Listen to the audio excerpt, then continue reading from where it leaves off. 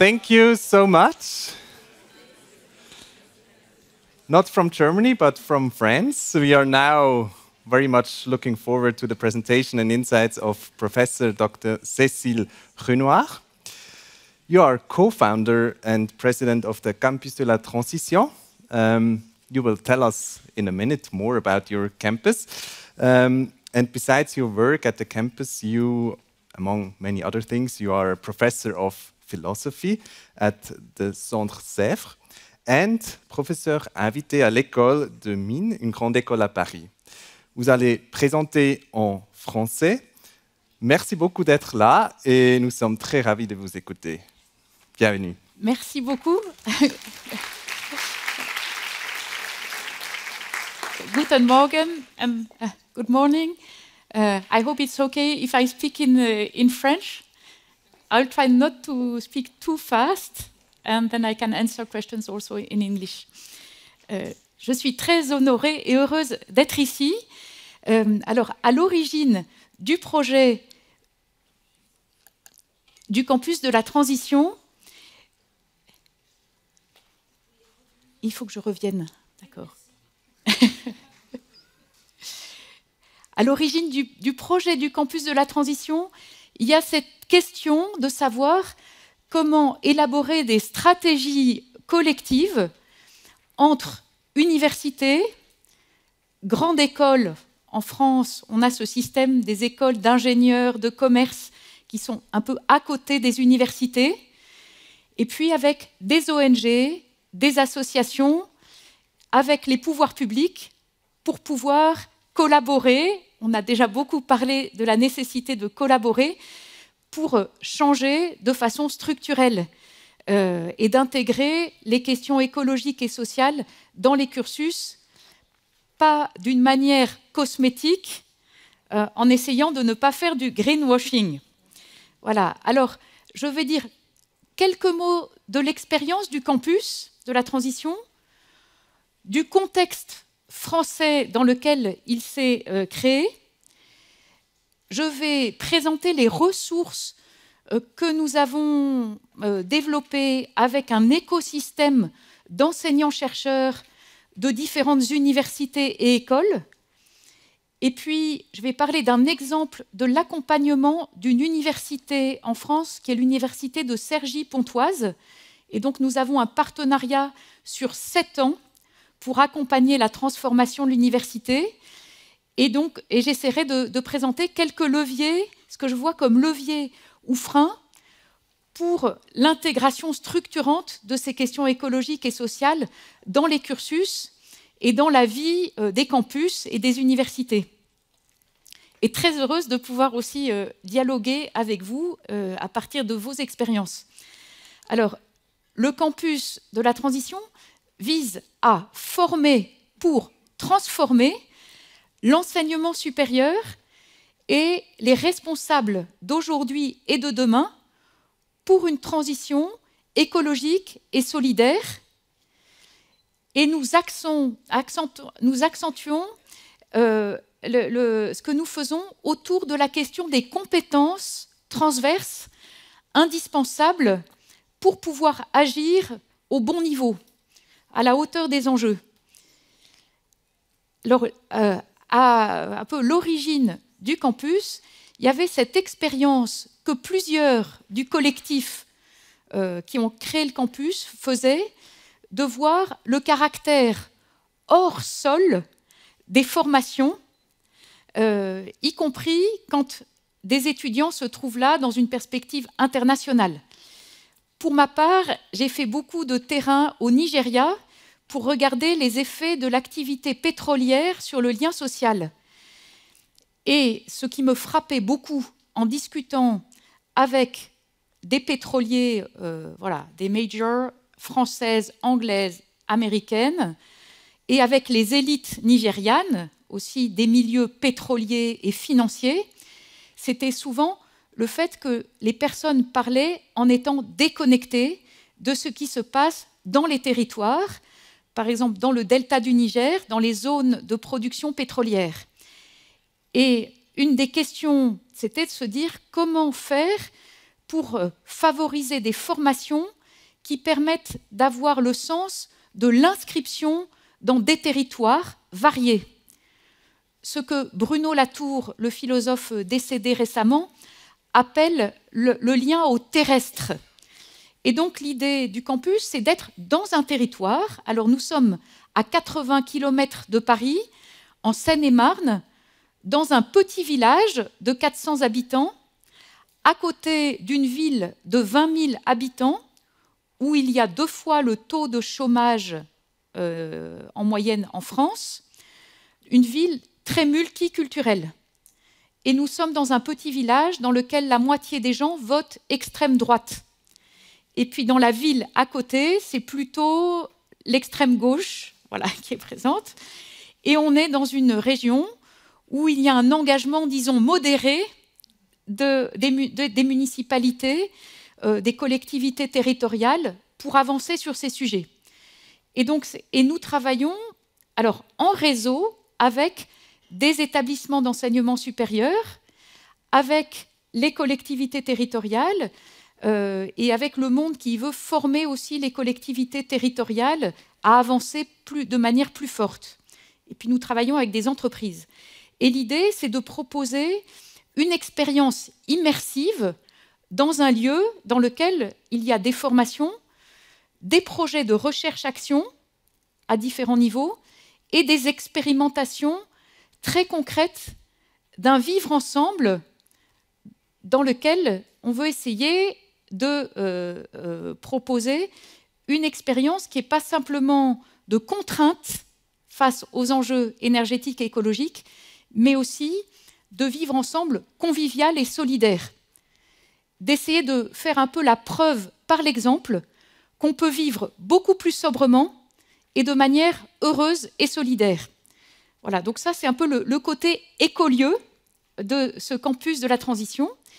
Et puis donc nous essayons de proposer des initiatives à Forges, mais aussi en réseau avec des établissements d'enseignement supérieur qui sont partenaires ou intéressés par le projet du campus. Le contexte en France, je pense qu'il y a des choses qui sont similaires à un contexte suisse ou allemand ou européen. C'est la mobilisation très forte d'étudiants. En France, on a ce mouvement pour un réveil écologique qui, depuis 6 ans, interpelle très fortement les dirigeants des établissements d'enseignement supérieur, mais aussi les dirigeants politiques et économiques en France, en disant que ce qui est mis en œuvre aujourd'hui n'est pas suffisant. Voilà, donc le campus travaille beaucoup avec ce mouvement pour un réveil écologique. Et puis, on a des think tanks comme le Shift Project, qui sont surtout des réseaux, beaucoup d'ingénieurs. C'est un réseau avec des salariés, mais surtout beaucoup de bénévoles. Alors, celui le plus connu, c'est Jean-Marc Jancovici, qu'un certain nombre doivent connaître, alors qu'il y a des positions parfois controversées, mais qui est quelqu'un qui fait des propositions au gouvernement français à partir d'études faites par des ingénieurs pour prendre les différents aspects du vivre ensemble, la mobilité, la rénovation des bâtiments, l'alimentation, l'agriculture, les loisirs, la transition numérique. Et puis ces ingénieurs, alors c'est une perspective assez techno, qui disent, ben voilà, pour changer, voilà ce qu'il faut qu'on fasse. Et alors il y a cette interpellation très forte auprès des pouvoirs publics là-dessus. Et puis il y a un groupe institutionnel qui a été mis en place depuis 5 ans par la ministre de l'Enseignement supérieur, groupe piloté par Jean Jouzel, qui faisait partie du GIEC, du IPCC, et puis qui a piloté donc une réflexion pour proposer, et maintenant il y a des demandes à l'égard de toutes les universités et toutes les écoles en France pour que soit intégrée de façon structurante une formation à la transition pour tous les étudiants du niveau licence, donc les 3 premières années d'enseignement supérieur, et pour que tous les nouveaux maîtres de conférences et que tous les doctorants en France soient formés à la transition. Voilà. Donc ça, c'est les nouveautés depuis l'année dernière, des demandes institutionnelles. Voilà, alors maintenant, il y a un certain nombre de réseaux qui se sont créés ou qui se développent pour essayer de faire bouger les choses. Donc je dis un mot de ce que le campus essaye de faire. Il se trouve que nous avons eu, il y a 5 ans, une demande de la ministre de l'Enseignement supérieur qui a trouvé que le campus est un lieu hors système, puisque nous sommes une association, mais nous disons que nous sommes un bon écosystème d'enseignants-chercheurs, d'étudiants et de professionnels de différents horizons qui veulent travailler ensemble. Et il a été demandé au campus de piloter l'écriture d'un socle commun de connaissances et compétences pour la transition. Nous avons réuni 80 enseignants-chercheurs de différentes disciplines, de différentes universités et écoles, quelques étudiants et doctorants, notamment impliqués dans le mouvement pour un réveil écologique, et quelques praticiens. Et nous avons travaillé dans 2 directions, ce qui a donné d'un côté le socle commun, qui est le manuel de la grande transition, en anglais Great Transition Handbook. Il y a une synthèse gratuite en ligne sur le site du campus des 80 pages de synthèse de ce manuel en anglais. Voilà. Et puis nous avons mis en place 12 groupes de travail avec des professeurs de différentes disciplines pour voir comment intégrer de façon plus structurante les questions écologiques et sociales dans les ensembles disciplinaires. Et on a une collection de 12 petits manuels de la grande transition qui sont en publication. Pour l'instant, il y en a, là vous en voyez 6, il y en a 2 qui vont être publiés, là, enfin qui sont publiés et qui seront en librairie bientôt. Vous voyez qu'il y en a 2 qui sont transversaux, pédagogie de la transition et transformation des campus. Donc là, on a travaillé transformation des campus avec des directions d'universités ou d'écoles, des personnes engagées sur ces conditions de transformation très concrètes des campus universitaires. Et puis, pédagogie de la transition, on a travaillé à partir des expérimentations menées au campus et en lien avec des chercheurs de différents pays qui essayent d'expérimenter aussi des choses. Et notamment, il y a du Schumacher College. Je ne sais pas si vous voyez le Schumacher College qui est en Angleterre, ce centre qui a été créé il y a 25 ans par Satish Kumar, inspiré par une vision gandhienne d'articulation entre les questions économiques, écologiques, spirituelles. Voilà, ce souci de promouvoir ce qu'ils appellent une pédagogie tête, main, cœur, inspirée par les travaux de Pestalozzi, voilà, pédagogue depuis le XVIIIe siècle. Et nous parlons d'une pédagogie tête, corps, cœur, pour dire c'est pas seulement la main, mais c'est tout le corps et le rapport à la nature, justement, au territoire qui doit être pris en compte. Voilà. Et puis, il y a des petits manuels sur les questions de gestion, sur les questions santé publique en transition, sur les questions de philosophie, droit, la question des normes et des relations. Voilà. Et puis, tout ça est inspiré par le cadre méthodologique qu'on a construit pour élaborer le manuel de la grande transition. Nous réfléchissons à partir de 6 portes d'entrée complémentaires.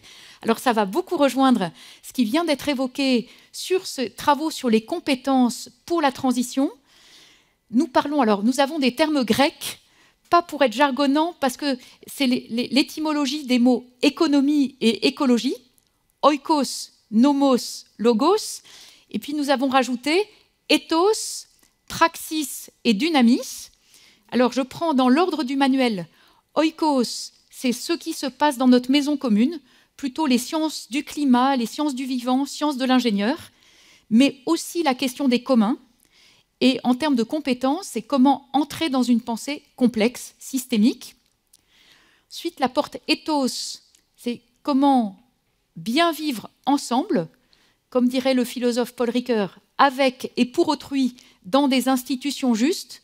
Donc la question du bien vivre, du buen vivir, la question de la justice des institutions, la question de la responsabilité de différents types d'acteurs. Et donc en termes de compétences, les compétences d'éthique et de responsabilité. Et puis nomos, la question des métriques, des normes, des règles du jeu, des instruments de gouvernance. Donc ce sont plutôt les disciplines d'économie, de gestion, de finance, de sciences politiques, voilà, tout ce qui a trait à la manière de vivre ensemble, d'élaborer des institutions, des transformations structurelles. Et en termes de compétences, c'est la question du changement des modèles mentaux. Ensuite, on a la porte Logos, qui est une complémentaire de celle de Nomos. On voit bien qu'il s'agit de changer des normes, mais nous avons besoin de récits collectifs qui nous emmènent ensemble. Donc, Logos, c'est la question des récits, des mots que nous utilisons, aussi de pouvoir aussi travailler les controverses autour des termes que nous utilisons. Et puis, parler des imaginaires et des récits de la transition, c'est une façon de dire que nous avons à nous baser sur un consensus scientifique, sur des sciences dures, sur les sciences du vivant, mais nous avons aussi besoin d'une rationalité symbolique. Et que les deux c'est des registres différents, mais complémentaires. Donc, comment aussi faire dialoguer ces registres? C'est Logos, et donc en termes de compétences, c'est aussi l'acquisition d'une pensée prospective. Comment essayer de nous mettre devant un futur, regarder quel est le futur peut-être probable, mais réfléchir à un futur souhaitable, et peut-être entre les deux, dessiner des futurs possibles. Ensuite, praxis, c'est la question des acteurs, des échelles de l'action, voilà, des collaborations entre différents types d'acteurs. Et là, en termes de compétences, on a la question des compétences de collaboration, l'apprenance en équipe et comment collaborer à différentes échelles. Dans ce chapitre-là, on a mis aussi la question des moyens d'action politique et tous les débats, alors très vifs au campus, entre des jeunes qui peuvent être très militants, qui militent dernière rénovation, extinction, rébellion, et puis le souci d'être, comme nous le disons, radicaux et non marginaux, de pouvoir instruire des controverses et dialoguer avec des personnes ou des institutions qui n'ont pas exactement les mêmes convictions, mais pour pouvoir dialoguer, pour avancer ensemble. Et en France, c'est particulièrement compliqué. Et puis enfin, dynamisme, c'est se reconnecter.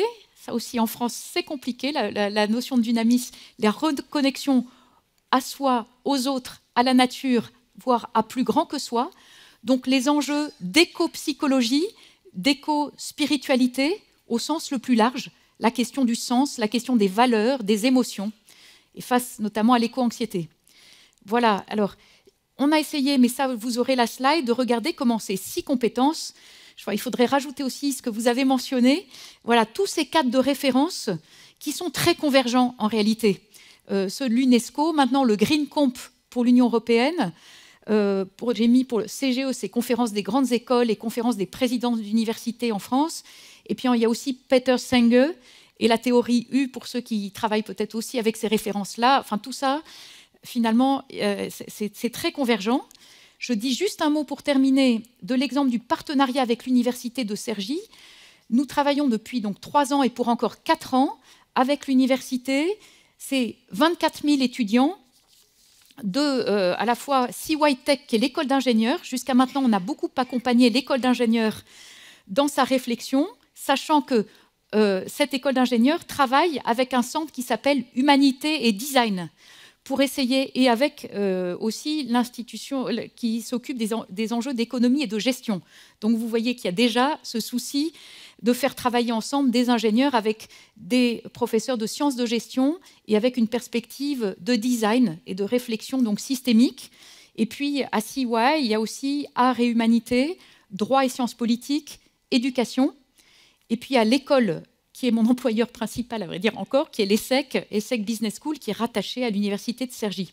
Donc tout ça, voilà, comment faire pour faire bouger ce gros mammouth avec le contexte du Covid et beaucoup de professeurs qui nous disaient « mais nous, la priorité, c'est le bien-être des étudiants et les difficultés des étudiants. Et la question écologique, elle passe en second. » Et puis on avait une présidence de l'université très volontariste, désireuse de faire de la massification.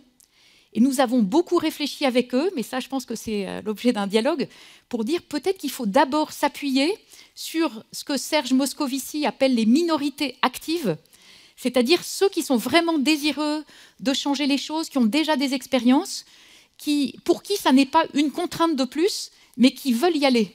Et puis peut-être se baser sur l'accompagnement, le travail avec ces professeurs, ces équipes de salariés très volontaires, ces étudiants qui veulent changer les choses, pour ensuite voir comment on passe à l'échelle, plutôt que de vouloir tout de suite faire de la massification. Ou peut-être qu'on peut faire une sensibilisation à grande échelle, mais ensuite travailler voilà, de l'intérieur avec ceux... Alors on a mis en place une unité d'enseignement pour tous les étudiants de l'école CYTech, de l'école d'ingénieurs, et puis on essaye de travailler pour que tous les étudiants de l'université, au niveau licence, puissent avoir un cours avec... on a pris le cadre des 6 portes, parce qu'il permet de faire dialoguer les disciplines, pour pouvoir, et ensuite travailler avec des projets, ce qui rejoint le service learning, et puis voilà, comment on travaille avec les différentes composantes, avec les collectivités territoriales, et avec le souci de favoriser aussi de la créativité, et je n'ai plus de temps, voilà. Et je le terminerai juste avec ce que je vois comme 4 grands leviers, des leviers pédagogiques, et c'est une question de posture, pour nous, autant que de contenu. D'où les enjeux de se poser des bonnes questions sur la posture à avoir, et peut-être une posture apprenante pour tous, y compris ceux qui sont d'habitude des sachants. Puis les leviers organisationnels et institutionnels, la question de l'expérimentation, du passage à l'échelle en formant les formateurs, et peut-être le gros sujet pour beaucoup d'entre nous qui est la question d'évaluer différemment, changer les rankings pour pouvoir évaluer ce qui compte vraiment. La question des leviers financiers, je pense qu'il manque des moyens un peu partout. Et donc, comment faire du lobbying ou du plaidoyer pour que les flux financiers soient orientés vraiment de façon pertinente et structurante. Et puis, levier politique à grande échelle, cette question de la coordination, peut-être interministérielle et interacteur, et peut-être justement cette question stratégique de travailler avec ces minorités actives dans toutes les institutions pour pouvoir dessiner des stratégies de transformation à différentes échelles.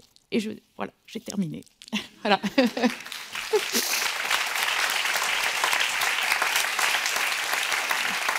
Merci beaucoup. Thank you for sharing this amazing example of your campus and your approaches and the idea behind. I think you know the game by now. We have this QR code. Let's have it again for questions. And before we go to a break, we will exchange now with you for 5 minutes. You can come a little bit closer.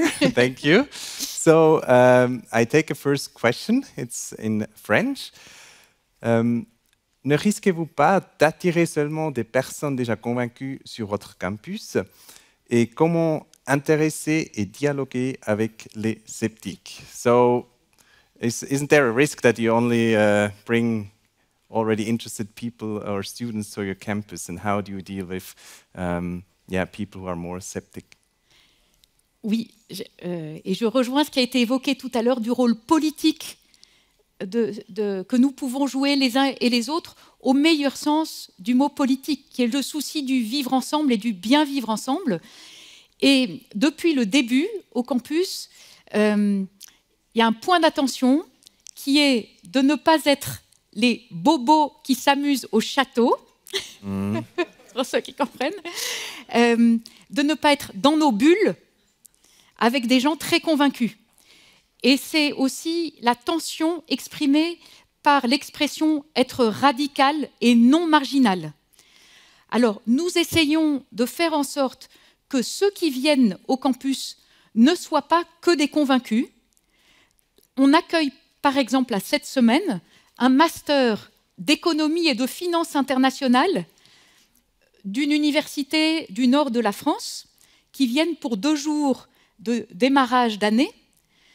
Parmi eux, il y a des étudiants qui sont très convaincus des questions écologiques et il y en a d'autres qui sont là plutôt pour la finance. Voilà, comment faire pour développer des projets à l'international qui soient financièrement rentables. Bon. Et là, le directeur du master est quelqu'un de très convaincu. Donc il est content de faire venir des étudiants au campus pour cette expérience-là.